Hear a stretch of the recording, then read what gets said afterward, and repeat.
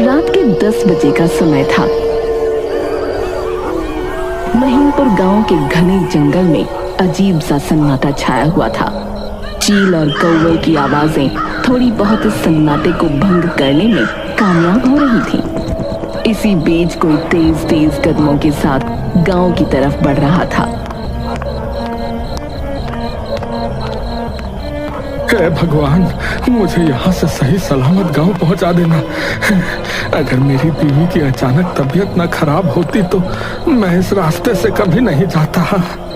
तभी सियारों की आवाजों ने उसको एकदम से डरा दिया। उसने डरकर अपनी चाल और तेज कर दी। तभी उसे एक लड़की की आवाज सुनाई दी। मेरे बच्चे को छोड़ दो, मेरे बच्चे को छोड़ दो, उसे कुछ मत करना, मत करना। जल तू जलाल तू आई बला को टाल तू, जल तू जलाल तू आई बला को टाल तू।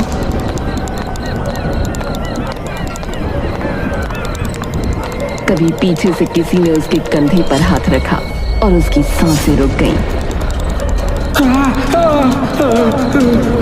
चीखता हुआ झाड़ियों में घुस गया, ये सोच कर कि वहां वो उससे छिप पाएगा। कुछ देर शांति छाई रही और फिर अचानक झाड़ियों से उस आदमी का कटा सर निकलकर जमीन पर आ गिरा और फिर चारों तरफ सन्नाटा छा गया। कुछ दिन बाद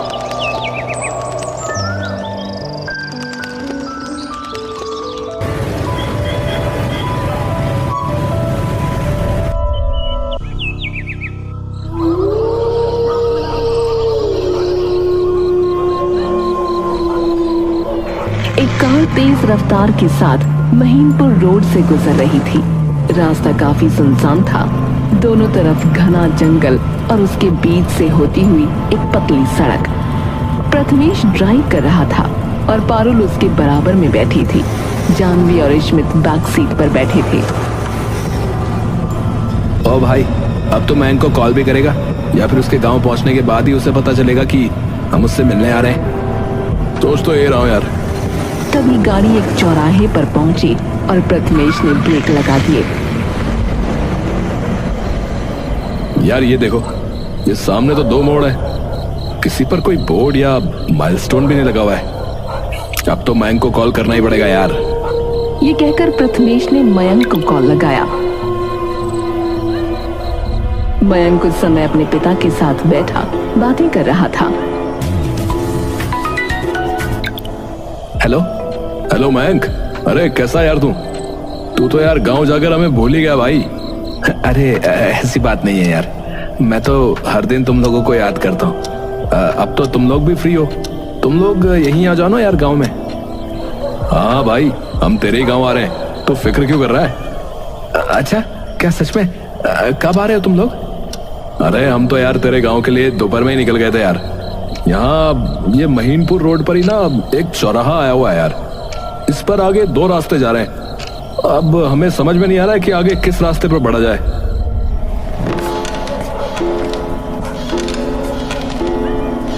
बच्चों, तुम्हें वहां से दाएं रास्ते पर मुड़ना है, लेकिन इस समय तुम लोग गांव नहीं आ सकते। वो रास्ता रात में सफर करने के लायक बिल्कुल भी नहीं है बेटा। क्यों अंकल, आप ऐसा क्यों कह रहे हैं? ऐसा क्या है उस रास्ते पर?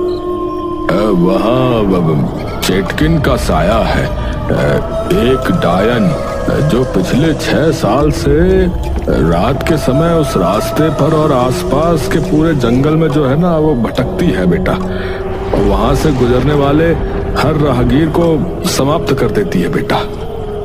तो अभी हम क्या करें अंकल? तुम लोग बेटा किसी तरह उस चौराहे पर रात बिता लो, सुबह फिर मैं मयंक को तुम्हें लेने के लिए यहाँ से भेज दूंगा, ठीक है? जी ठीक है अंकल, ओके। ये कहकर प्रथमेश ने कॉल काट दिया।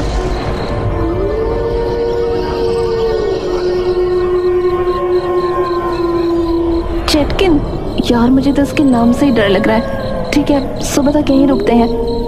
अरे जानवी, हम लोग शहर के लोग हैं यार, गांव के लोगों की बात सुनकर हम भी अपनी थिंकिंग उनकी जैसी बना ले क्या? अरे लेकिन कुछ नहीं यार, हम रुकेंगे थोड़ी ना, हम अभी और आगे बढ़ेंगे, देखना। ये कहकर प्रथमेश ने दाएं हाथ वाले रास्ते पर कार आगे बढ़ा दी।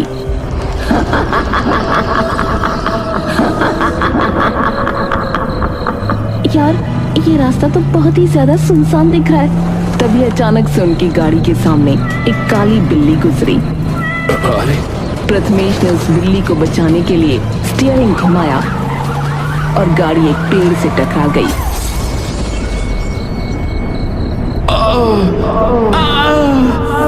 बोनेट से धुआं निकलने लगा और सभी कार के बाहर निकल आए। अरे यार प्रथमेश, ये तूने क्या किया? अरे यार, वो बिल्ली को बचाने के चक्कर में कार ठुक गई यार। लेकिन अब हम इस जंगल से बाहर निकलेंगे कैसे? मयंक के पिता ने कहा था कि इस रास्ते पर खतरा है। मुझे तो अब बहुत डर लग रहा है। अगर इसी तरह से डरते रहोगे तो कभी आगे नहीं बढ़ पाओगे। सभी ने एक आवाज सुनी और एक साथ उस तरफ देखा। अपने से कुछ ही दूरी पर उनको एक खूबसूरत लड़की नजर आई जिसने लाल साड़ी पहनी हुई थी। जी आप? इश्मित सिर्फ इतना ही बोला और प्रथमेश ने उसकी बात को पूरा किया। क्या आप इसी जंगल में रहती हैं? हाँ, मैं यहीं रहती हूँ। पास में ही मेरा एक छोटा सा घर है। ये सुनकर उन चारों ने एक दूसरे की तरफ देखा। आपकी गाड़ी बिगड़ गई है, आप चाहे तो सुबह तक मेरे घर में रुक सकते हैं। जी आपका बहुत बहुत धन्यवाद। ये सभी उस लड़की के पीछे उसके घर में पहुंच गए।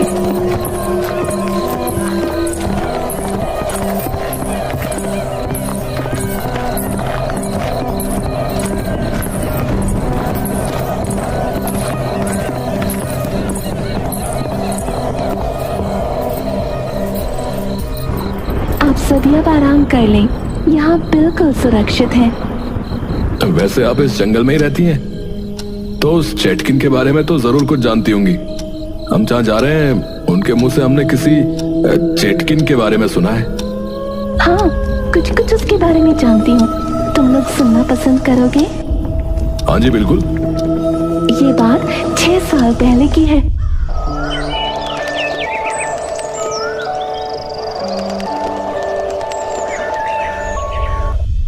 महीनपुर गांव में एक महिला जिसकी उम्र 25 साल थी, अपनी गोदी में एक बच्चा लिए हुए गांव में आई थी।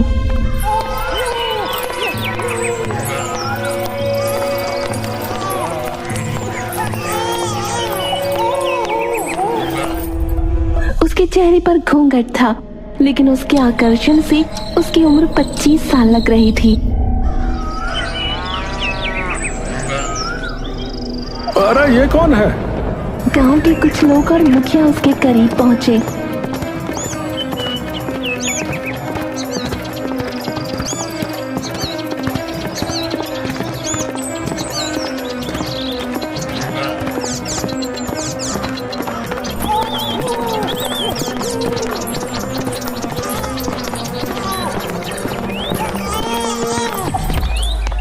अरे मैं इस गांव का मुखिया हूँ। और तुम कौन हो बेटी? यहाँ किसके घर आई हो? मुखिया जी, मेरा नाम मीनाक्षी है। मैं पास ही के गांव लक्ष्मीपुर से आई हूँ। मेरे पति ने मुझे मेरे बच्चे के साथ घर से निकाल दिया और मेरे पास अब कुछ भी नहीं है। अरे राम राम राम राम, कैसे कैसे लोग हैं दुनिया में। अपनी पत्नी को ही अपने घर से निकाल दिया, बताओ। जी मुखिया जी, आप मुझे इस गांव में आसरा दे देंगे तो मेरी काफी परेशानी खत्म हो जाएगी।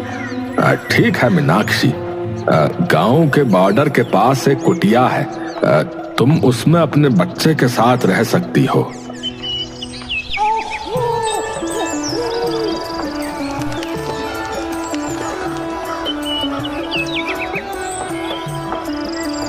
मीनाक्षी अब अपने बच्चे के साथ उस घर में रहने लगी थी।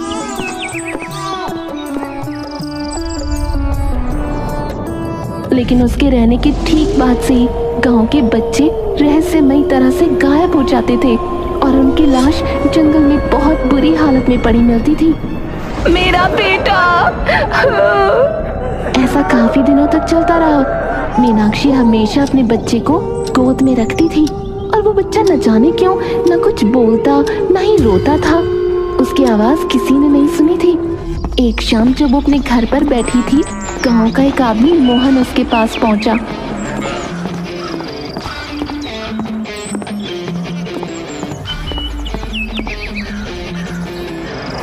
देख मीनाक्षी, तू अकेले कब तक अपना जीवन ऐसे गुजारेगी?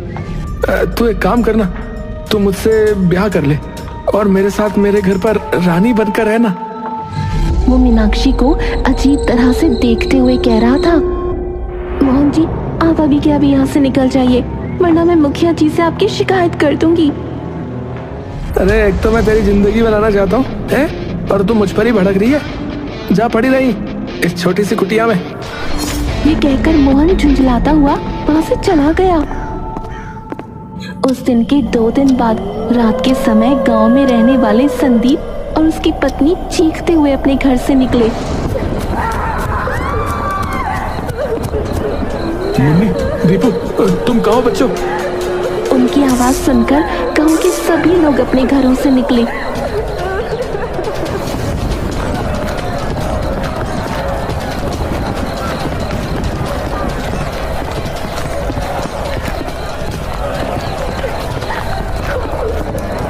और मुखिया जी ने उनसे सवाल किया। अरे क्या हुआ है? ऐसे क्यों चिल्ला रहे हो भाई? अरे मुखिया जी, दीपू और मुन्नी हमारे साथ ही सोए थे, लेकिन अभी जब मैं पानी पीने के लिए उठा तो पाया कि वो हमारे घर में है ही नहीं। ऐसा कैसे हो सकता है? बच्चे कहाँ जा सकते हैं भाई? तभी मोहन भी भागा भागा वहाँ पहुँचा। मुखिया जी। हाँ, क्या हुआ मोहन? अरे तुम भी इतने डरे हुए क्यों लग रहे हो भाई? वो मीनाक्षी और उसका बच्चा, वो कोई इंसान नहीं है। हैं? ये तुम क्या कह रहे हो मोहन? अरे मैं अपनी आंखों से देखकर आ रहा हूँ मुखिया जी। मुन्नी और दीपू उसी घर में, मीनाक्षी ही उनको उठा कर ले गई थी और उसका कोई बच्चा नहीं है। वो एक दानव है, दानव। मैंने उसे दीपू और मुन्नी का मांस खाते हुए देखा। ये सुनकर सभी गांव के लोग हैरान रह गए। क्या दीपू और मुन्नी उसके घर में? अब सब जल्दी से मीनाक्षी के घर चलो भाई। सभी गांव के लोग मीनाक्षी के घर पहुंचे।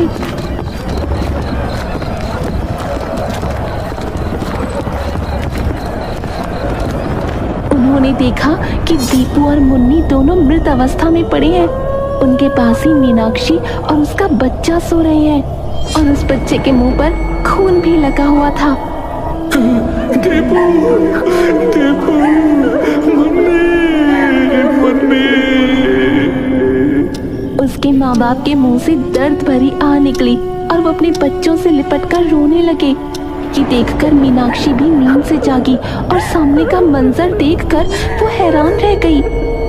ये सब क्या हो रहा है मुखिया जी? अब तुम्हारी असलियत सबके सामने है मीनाक्षी। ये कहकर मुखिया ने गांव वालों से कहा, इस डायन को इसके बच्चे समेत बड़े मंदिर में ले चलो। एक आदमी ने उसके बच्चे को उठाया और 2 आदमियों ने मीनाक्षी को पकड़ा और उनको घसीटते हुए बड़े मंदिर ले गए। मंदिर के बाहर लगे हुए एक पेड़ से उन्होंने मीनाक्षी को बांध दिया। हम तुझे और तेरे इस दानव को जीवित नहीं छोड़ेंगे। हाँ, बहुत दे दी हमने हमारे गांव के बच्चों की बलि। मुखिया जी, मेरे बच्चे को मुझे दे दीजिए, मैं यहाँ से चली जाऊंगी। नहीं, हम तुझे ऐसे नहीं छोड़ सकते। इसके बच्चे को मंदिर के पीछे गाड़ दो। वहां न ये डायन जा सकेगी और न ही ये दानव बाहर आ सकेगा। उन्होंने उसके बच्चे को मंदिर के पीछे जमीन में जिंदा ही गाड़ दिया। वो रोती बिलखती रह गई। उसके बाद गांव वालों ने मीनाक्षी को पेड़ समेत आग लगा दी। हे भगवान, ये कहानी तो बहुत ही उलझी हुई है। क्या सच में उस छोटे से बच्चे ने 2 बच्चों को मारकर खाया था? इस पर वो लड़की बोली, नहीं, असल में मोहन ने ही उन दोनों बच्चों को अगवा किया था। जब मीनाक्षी बेखबर सो रही थी तो मोहन ने उन बच्चों को मारकर उसके घर में लिटा दिया था और उन दोनों का खून मीनाक्षी के बच्चे के मुंह पर भी उसी ने लगाया था, क्योंकि मीनाक्षी ने जब उसका प्रस्ताव ठुकराया था तो उसको बहुत बुरा लगा था। इसी जलन के चलते उसने ये साजिश करके मीनाक्षी और उसके बच्चे को मरवा दिया। अब मीनाक्षी मरने के बाद असली डायन चटकिन बन गई है और वो इस जंगल में आने वाले सभी लोगों को खत्म कर देती है। कहानी तो अच्छी थी, लेकिन क्या ये सच है? जो लोग मानते हैं उनके लिए तो सच ही है। खैर, मैं आप सभी के लिए बिस्तर लगा देती हूँ। अब आप बेफिक्र होकर सो जाना। उस लड़की ने इन सभी के लिए बिस्तर लगा दिया।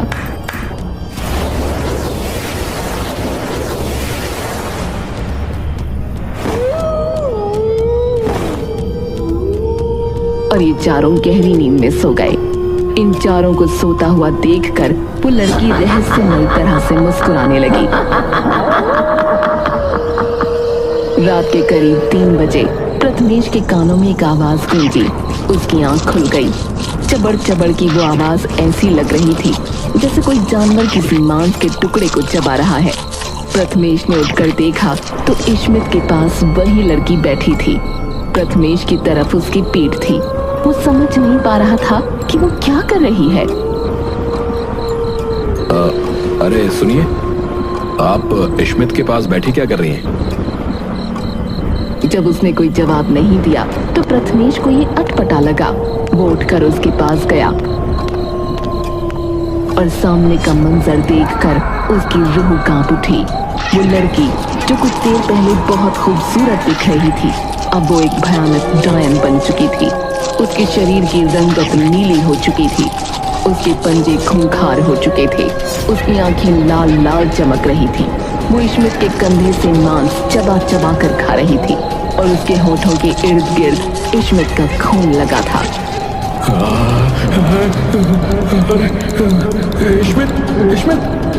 प्रथमेश की चीख सुनकर पारुल और जानवी नींद से जाग उठी और ये डरावना मंजर देख उन दोनों का भी दिल दहल उठा। उस डायन ने उन तीनों की तरफ देखा। पारुल, जानवी, भागो भागो। और वो तीनों तेजी के साथ घर से निकले। नहीं बचोगे। उन तीनों का दिल दहशत में आकर जोर जोर से धड़क रहा था। वो एक ही सांस में काफी देर तक भागते रहे।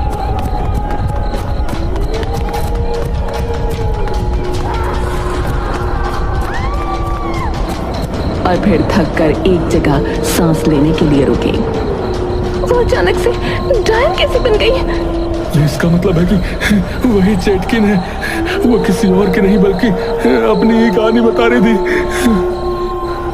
उनको रुके हुए अभी 1 मिनट भी नहीं हुआ था, तभी चेटकिन वहां पहुंची और उसने प्रथमेश का गला पकड़ लिया।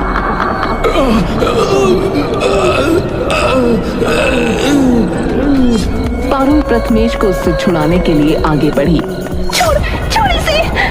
चेटकिन ने तभी पारुल को धक्का दे दिया और वो दूर जा गिरी। पारुल, पारुल।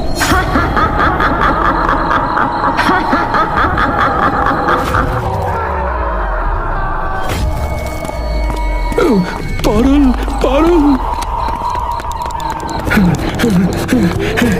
जल्दी चलो, जल्दी चलो। वो तीनों जल्दी से झाड़ियों में छिप गए। कहाँ हो तुम तीनों? नहीं छोड़ूंगी। चेटकिन उनको ढूंढने के लिए इधर उधर नजरें दौड़ा रही थी। वो तीनों भी अपनी सांस रोके बड़ी ही शांति के साथ खुद को उससे बचाने की कोशिश कर रहे थे।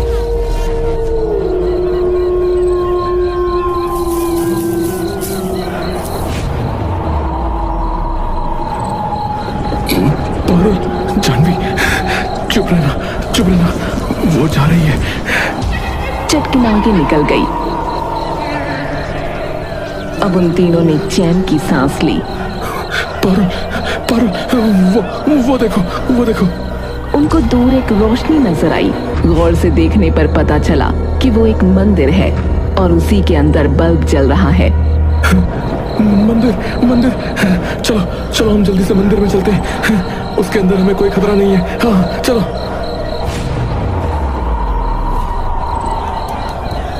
अब तीनों बड़ी ही सावधानी से झाड़ियों से निकले और मंदिर की तरफ अपने कदम बढ़ाने लगे। हे भगवान, हमारी रक्षा कीजिए। वो तीनों बड़े ही आराम से मंदिर की तरफ बढ़ रहे थे और मंदिर अब कुछ ही कदम के फासले पर था। तभी अचानक से चेटकिन उनके सामने आ गई। और वो घायल होकर जमीन पर गिर गई। उसके बाद उसने झट से पारुल को पकड़ लिया। उसने अपना खूंखार पंजा पारुल के पेट में मार दिया। पारुल के पेट से खून आया और उसने वहीं दम तोड़ दिया। चटकिन भयानक अंदाज में हंस रही थी। प्रथमेश फटी आंखों से ये खौफनाक मंजर देख रहा था। जानवी वहीं पड़ी हुई थी और पारुल के शरीर से मांस खा रही थी। अगर मैं भी भागता रहा तो मैं भी मारा जाऊंगा। मुझे इसे रोकना है तो कुछ तो करना ही होगा। वो जल्दी से मंदिर की तरफ भागा। मंदिर के अंदर घुसने के बाद वो मंदिर के पीछे पहुंचा, जहां एक साफ मैदान था।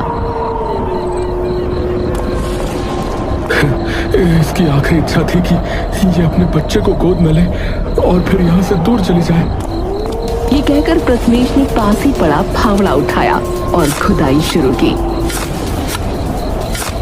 इस तरफ अब चटकिन जानवी की तरफ बढ़ रही थी। प्रथमेश, मुझे बचाओ।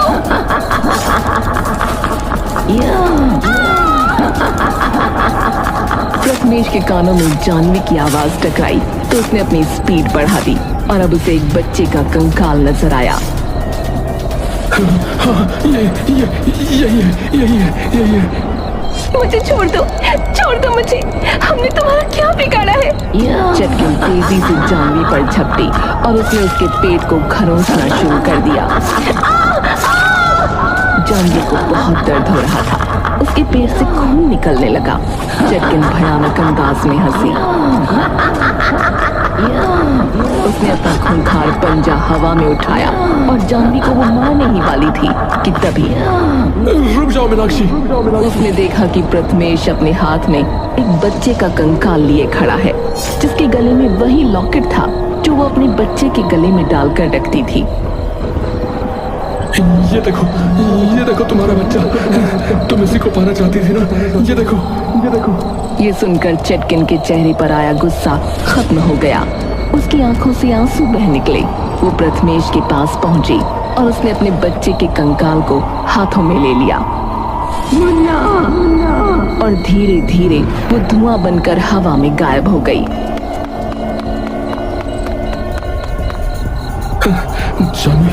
जानवी उठो। वो कहाँ गई? उसे अब मुक्ति मिल गई है। अब वो इस जंगल में कभी नहीं भटकेगी। ये सुनकर जानवी ने चैन की सांस ली। वो दोनों अपनी जान की खैर मनाकर वहां से निकल गए।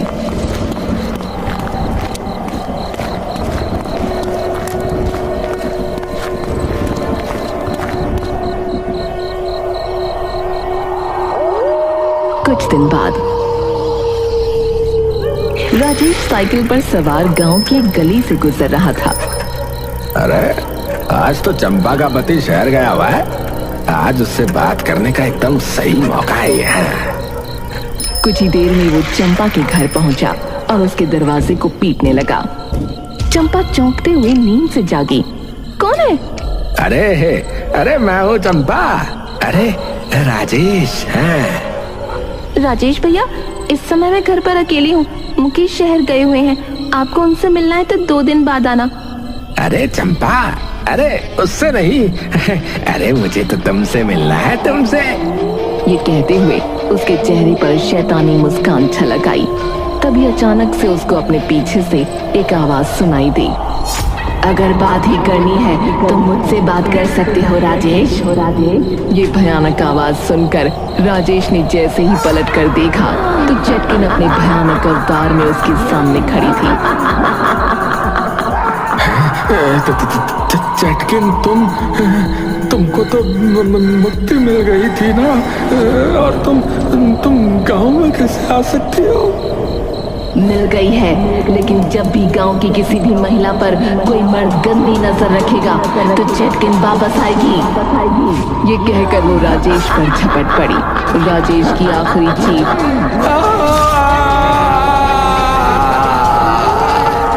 अगर आप ये वीडियो एक्सप्लोजर पे देख रहे हैं तो चैनल को फॉलो कर लें, और अगर आप इसे YouTube पे देख रहे हैं तो चैनल सब्सक्राइब कर लें।